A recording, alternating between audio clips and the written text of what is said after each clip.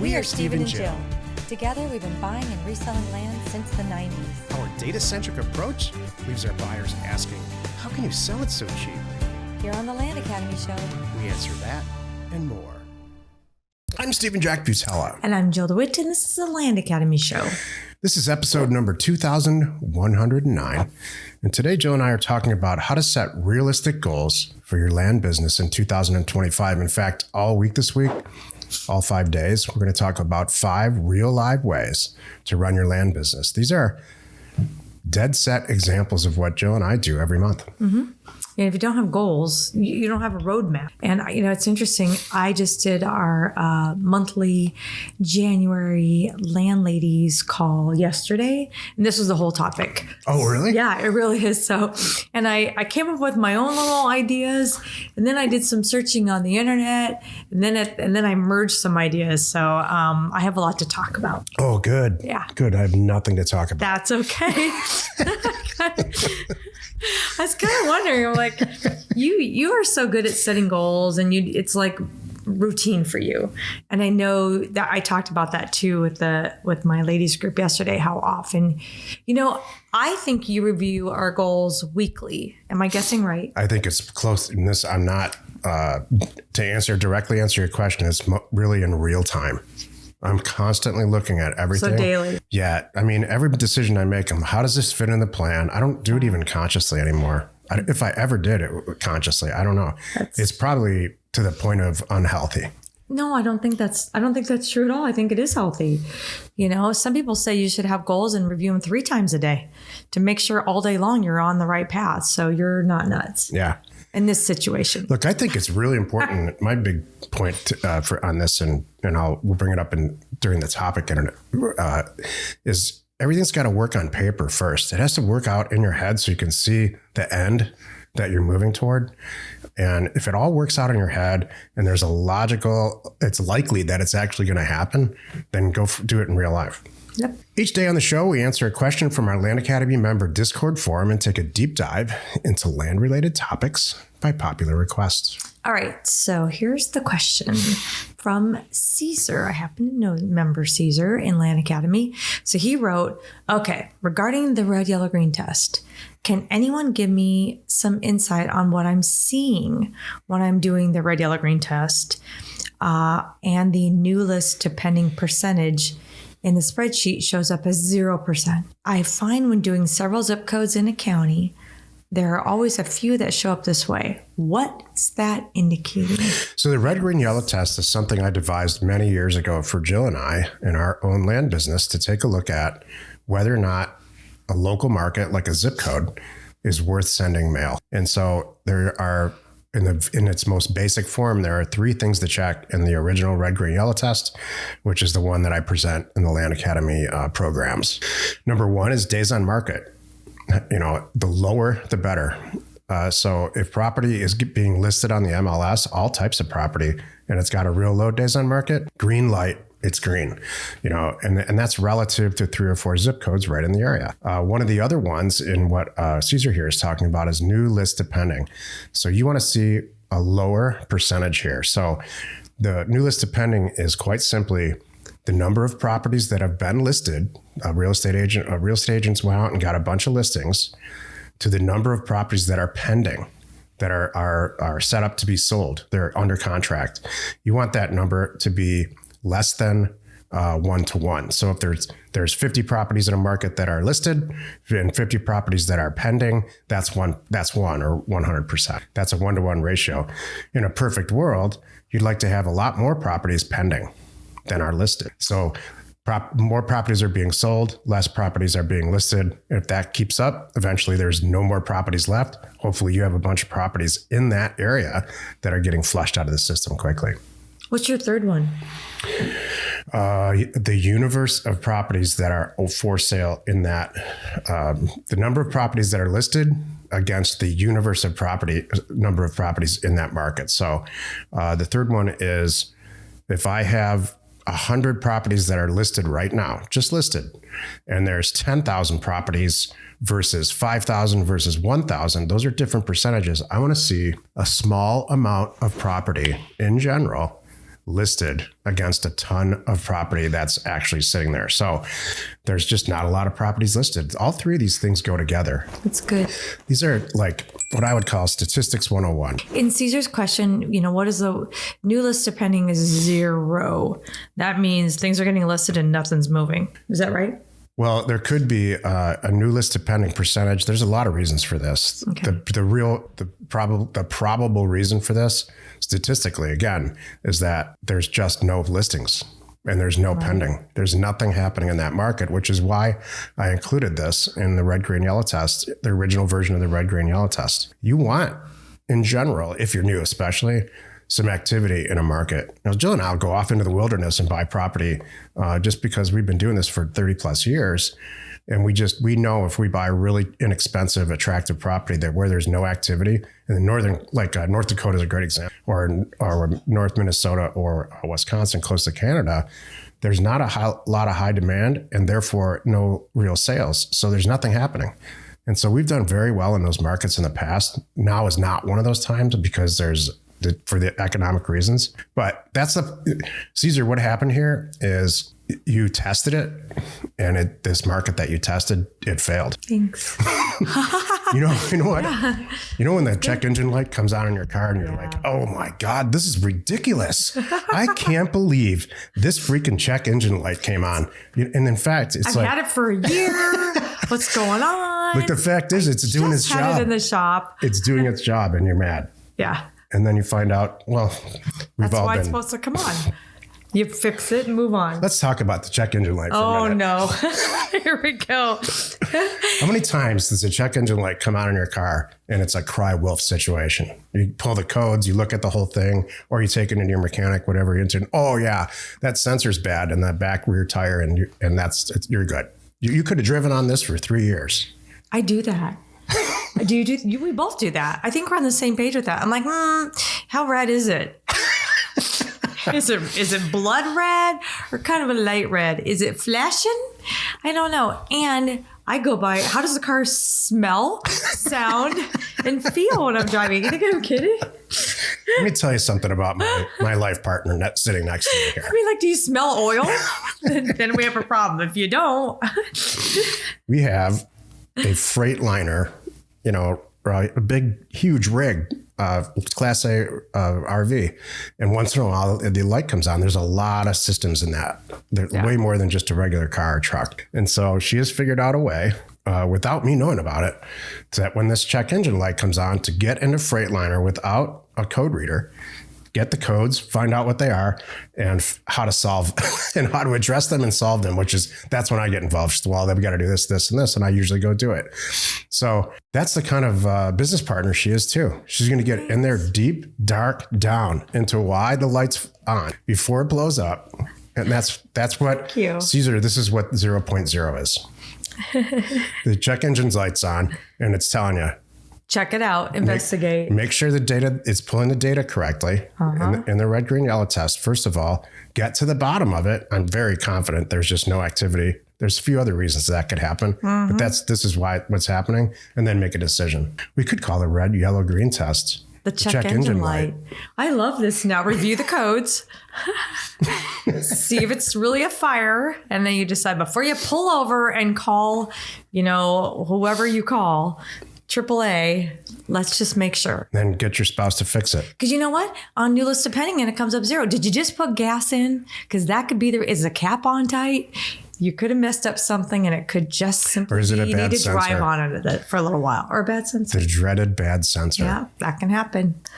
Most of the time you just drive it out. Yep. With that vehicle specifically, you just drive it till the light goes off. Yeah, let's go for a couple hours and see what happens. I bet 9 times out of 10 that solves it. Totally. And then it goes out. We're like, problem solved. Today's topic, how to set realistic goals for your land business in 2025. Jill has a lot to say. Oh, thanks. I love it. So this is timely because this is what I talked about yesterday. I talked about setting goals, and I talked about rewards, and I talked about staying on track. Because the reason I put that together and the reason we're talking about it now is it's one thing to set goals, right? But it's another thing to actually get up and do them. That's really it. And you have to find a way to do that. Invariably every year, come at the end of December and going into January, you do it, we do it. I look at all my expenses. I look at things going on. I'm planning out the next year. Did I use a gym membership or did I not? I mean, that's a good one. Like I see Land Academy for people like a gym membership. I do too. And it's always the same thing. They tell me the same thing I tell the people at the gym. It's not you, it's me. Your classes are wonderful. They do everything I need.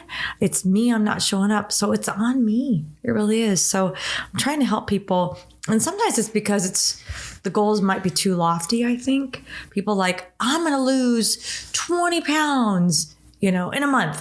No, you're not. Let's just be realistic. But maybe in a year, that's realistic. And for Land Academy members, it's like, I'm going to make $250,000 this year. Not this month, but you could. But this year, let's be realistic. Can I take this thought of, or you have a lot to say? I do have a lot to say. Okay, go ahead. Then, I'll get through it. I'll forget it by then. Oh, do you want to? Well, heaven forbid, I don't want that to happen. So you go right ahead. No, this is not my first time having this talk, so you jump in. Is it about the gym? Because they're calling. The gym's calling you? Yeah, no. Actually, they are calling me. Oh, go ahead, Jill. Seriously. I broke your concentration. No, it's okay. No, I don't even remember. Oh, now you already forgot. I do remember, but it doesn't matter. Say it. Do it. Look, here's the thing about a gym membership. And here's the thing about exercise versus building a company. If you build a company correctly, you're going to put the right people in place. You're going to move forward. And at the end of that year where you were supposed to lose 20 pounds, for exercise, you have to continue to do it. It's a lifestyle change, period. In fact, you should be doing it every day for the rest of your life. That's hard to swallow. It's even hard for me to swallow. That's not the case with business. If you put all the right people in place, get things moving, you can kick back and sip that cocktail down in the Caribbean if you want to, and just look at the numbers. And so Jill and I we have multiple lines of revenue or multiple companies, and several of them are like that. We don't have to spend any time at all. So I love the gym membership analogy for the first year, maybe, but you don't have to continue on working out every single day for the rest of your life like you do with exercise, with business. Well, the key is if you have the right members or the right team. Because I talked to someone just right now. Let me pause since we're totally off script here. Like there was a woman in our group that hit her 7-figure goal last year. I said, tell me about your day. What's your day like? She gets up and does 5:30 to 8:30 land stuff, reviewing deals. And she's rigid and on it. And this is not her first year. She's about year 4 or 5 in this business. So, she's 5:30 to 8:30. That's her schedule. Then at 8:30, she goes to the gym. I'm like, I was actually going, oh, that's smart. That's discipline. I said, well, here's what I said. So this is where I thought I could learn from this. She uses the gym as a reward. I'm like, you know what? If I got up and I got into my work and I'm reviewing deals and I'm checking on escrow closing and I'm wiring money and I'm looking at agents listings and all that good stuff and replying to emails in the morning.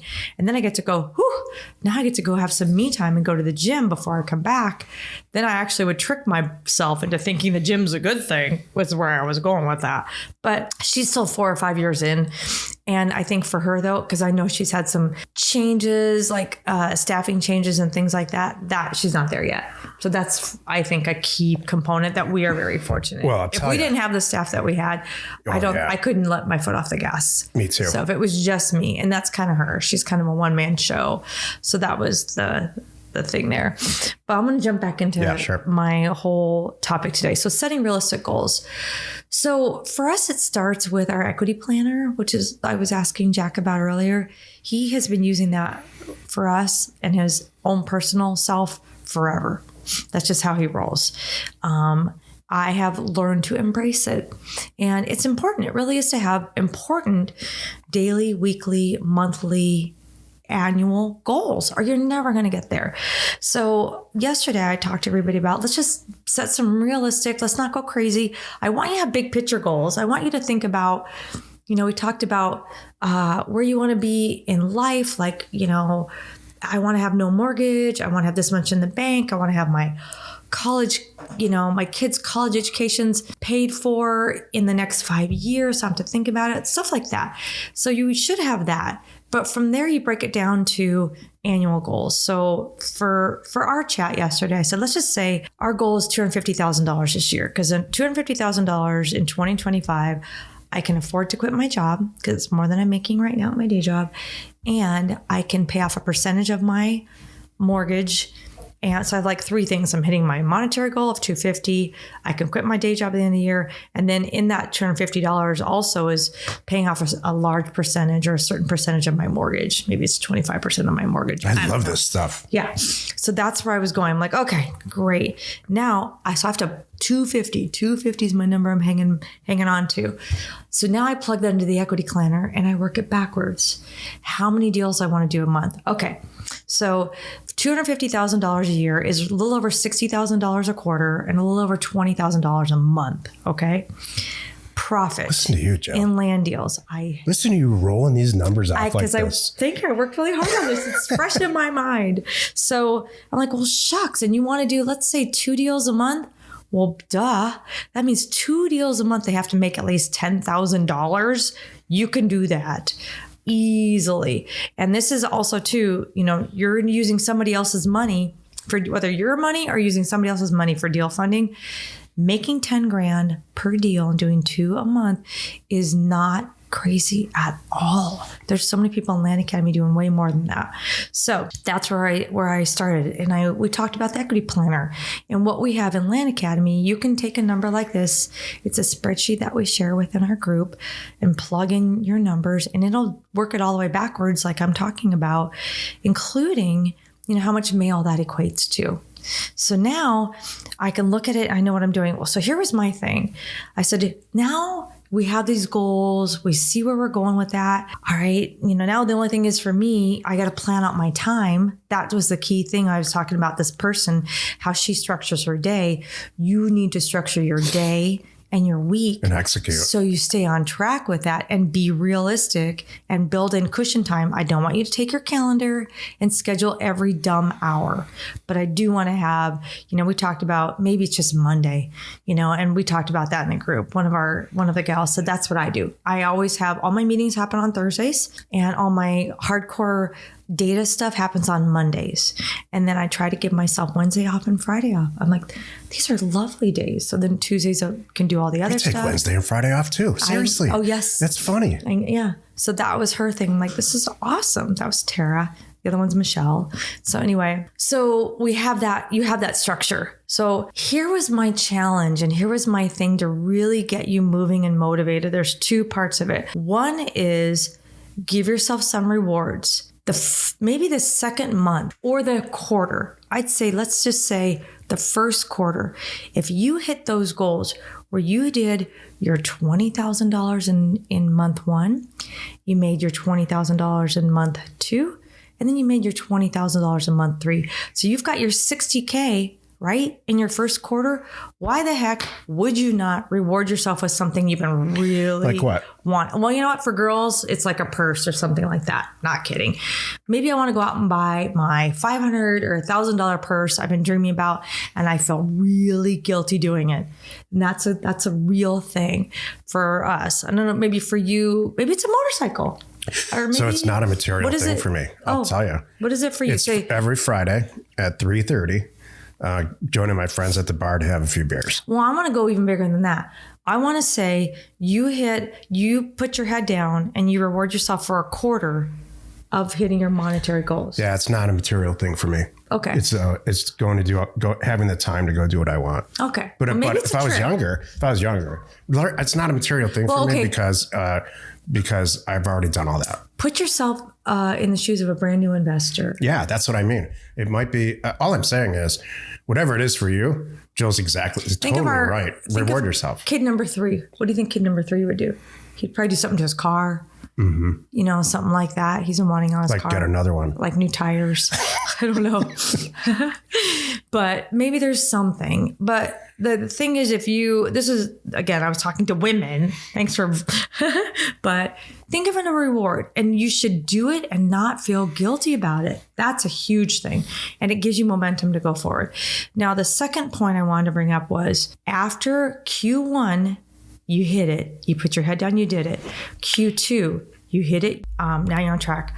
I want you to challenge yourself. And in the first month of Q3, which is July, try to condense it all into 1 month, not 3 months, 1 month. You like this? This is how you really move ahead and how you get momentum and you grow it even bigger. So, okay, what are you talking about, Jill? I did my 2 deals. I made $60K, 2 deals a month. I made $60,000 altogether, so I made 60 in Q1, 60 in Q2. Now you want me to make, 120, like in 1 month? Yeah, I want you to push yourself. I want you to take these 2 deals and maybe it's not all in 1 month. Maybe you take, 4 weeks and condense them into 2 weeks, something like that. That was my point though. You need to challenge yourself and push yourself a little bit harder and then watch what happens at the end of the year. Listen, I want to drive this point home. This is super important. Forget about land or real estate investment entirely. What Jill described is what you should be doing anyway. That's just how you should live your life. That's how I have lived my life for as long back as I can remember. There's been times where I don't have that level of discipline, but in some way, and I know you have too, you have to implement some serious discipline and have a plan. And force yourself to stick to it or you won't get there. Land just happened to, real estate in general, just happened to be our venue to execute that personality scenario. Exactly. Join us tomorrow where we talk about the importance of consistency in sending mailers. You are not alone in your real estate ambition. We are Jack and Jill, information and inspiration to buy undervalued property. We hope you found our content valuable and we appreciate your support. If you have not already, please check out our channel and hit the subscribe button. And your comments and suggestions help us to create the content you're here for. Hitting the like button helps to support our channel's algorithm and gauge your interest for future shows.